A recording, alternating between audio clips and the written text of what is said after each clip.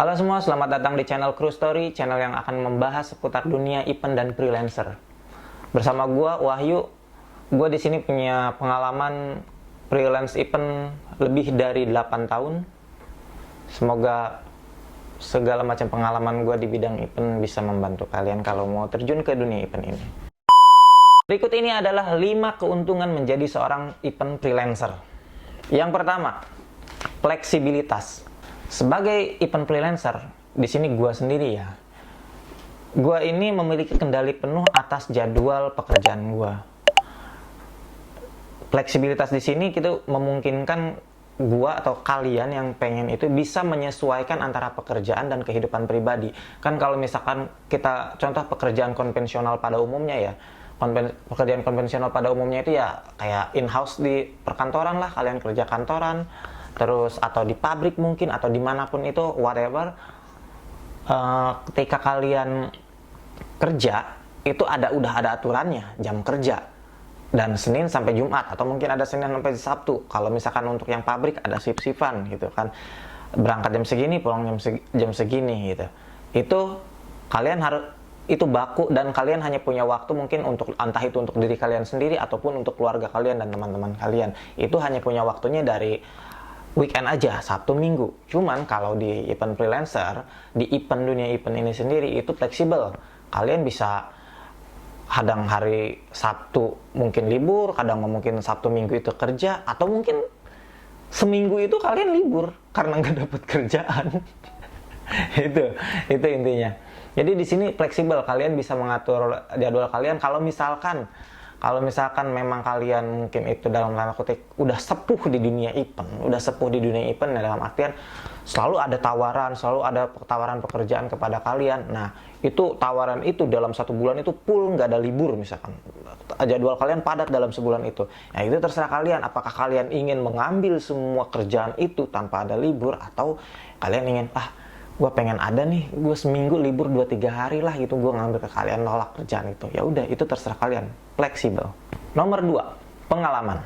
Setiap project event yang baru itu pasti akan membawa pengalaman yang baru, guys. Karena dari tiap event ini sebenarnya bukan hanya di dunia event ya, di dunia pekerjaan biasa pun itu pasti ada pengalaman. Cuman perbedaannya antara event dan dunia kerja konvensional adalah di tiap project baru itu pasti suasananya baru, orang-orangnya baru, ketemu venue baru, terus acaranya juga baru. Jadi kalian punya pengalaman-pengalaman baru, sehingga kalian akan mengembangkan portofolio baru untuk memperluas keterampilan, misalkan pengetahuan dan ya mungkin pengetahuan dalam industri ini gitu loh. Jadi karena misalkan di pekerjaan A, di event A, kalian eventnya exhibition. Event exhibition itu seperti apa sih? Event exhibition itu semacam pameran mobil seperti Gaikindo Indonesia International Auto Show, GIAS, IMS gitu-gitu. Itu exhibition. Terus habis itu kalian besoknya di exhibition itu mekanismenya seperti ini, seperti itu, step by stepnya seperti itu untuk setiap acaranya. Lalu di di event selanjutnya kalian harus event annual meeting perusahaan atau apa. Event berikutnya gathering. Kalau gathering itu biasanya diadakan oleh perusahaan untuk ya entah itu memperingati ulang tahun lah, atau kadang emang ada penghargaan biasanya penghargaan untuk karyawan-karyawannya lah atau apalah, itu tergantung dari setiap perusahaan sendiri. Gathering.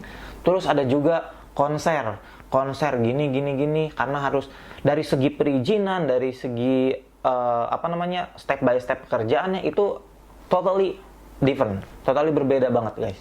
Nomor 3, tidak perlu pendidikan tinggi. Salah satu daya tarik menjadi event freelancer itu adalah nggak ada kebutuhan untuk lo harus memiliki pendidikan yang tinggi, gelar yang tinggi, itu tidak ada kebutuhan. Asalkan lo keterampilan lu bagus, lu punya dedikasi sama kemampuan kemampuan beradaptasi, itu seringkali lebih dihargai daripada latar pendidikan formal kayak gitu. Jadi, nah ini satu lagi nih, gua asal kalian tahu itu bukan nggak sekolah tinggi gua itu cuma lulusan SMA. pernah kuliah, cuman karena emang fokus pada pekerjaan, pada event, akhirnya gue cuti dan DO. itu. Sampai sekarang sih masih punya keinginan untuk melanjutkan kuliah, cuman ya satu dan lain hal jadi masih nunda dulu, semoga bisa tercapai. Cuman intinya itu, yang dibutuhkan di dunia event itu adalah keterampilan kalian, keterampilan dalam apapun itu. Kalau misalkan mungkin kalian ahli fotografi, kalian juga bisa nantinya masuk ke dunia event itu, kalian jadi tukang foto kayak apa kayak gitu, videografi gitu-gitu, visual effect, apalah. Kalian itu yang terpenting ada, kalau itu hal lain sebenarnya keterampilan itu. Tapi yang penting adalah kalian itu mau kerja keras, terus komunikatif, bukan orang yang datang ke sini terus kalian itu harus mau melakukan apa saja. Kalau misalkan itu rajin, dedikasinya tinggi. Karena apa? Karena gunanya adalah untuk setiap orang. Misalkan gue ngajak si A, gue ngajak si A untuk event. Lo event bareng gue, kerja bareng gue. Kalau si A ini nggak rajin, lah gue juga males buat buat ngajak dia kerja lagi. Satu lagi, kenapa pendidikan tinggi itu tidak terlalu penting di dunia event adalah karena yang dibutuhkan di dunia event itu pengalaman tadi, yang sebelumnya pengalaman. Ketika kalian sudah berpengalaman, kalian akan bisa bertahap tanpa itu perlu pendidikan tinggi. Awal itu gue masuk dunia event itu gue cuma jadi tukang bersih-bersih, guys. Tukang bersih-bersih. Itu gue masih ingat banget, gue tukang bersih-bersih, terus gue ikut event lagi, terus ditawarin, "Ceng, kamu jadi ini bisa ya?" "Hah? Jadi itu, Pak? Aku nggak pernah." Cuman satu, lu jangan bilang nggak bisa.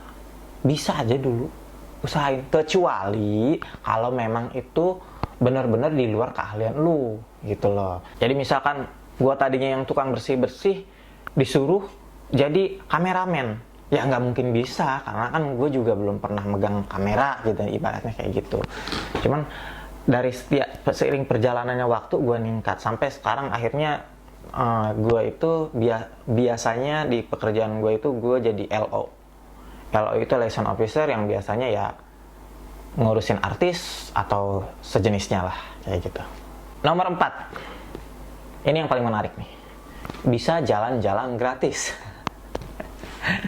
Nih, sebagai event freelancer ini, kalau kalian misalkan emang udah top atau apa, kalian mungkin akan memiliki kesempatan untuk jalan-jalan kemana lah, ke Bali. Yang paling sering itu event itu di Bali, ya kan? Selain Jakarta, maksudnya adalah di semua daerah itu pasti ada event gitu loh. Cuman event-event besar itu biasanya pasti ke Bali. Kayak katakanlah contoh pertemuan bilateral internasional biasanya di Nusa Dua Bali, kayak KTT, IMF dulu, ya gitu, yang gede-gede nih ya. Karena kalau yang kecil-kecil lokalan ya pasti ada event freelancer lokal juga gitu loh. Cuman kalau untuk yang gede-gedenya biasanya itu yang nasional. Yang nasional itu dari mana? IO-nya itu dari Jakarta, yang taraf nasional. Terus pegawainya, krunya itu kita gitu. Kita keluar kota gitu. Kalau paling seringnya kayak seperti itu. Keuntungannya di sini adalah ya kalian bisa jalan-jalan.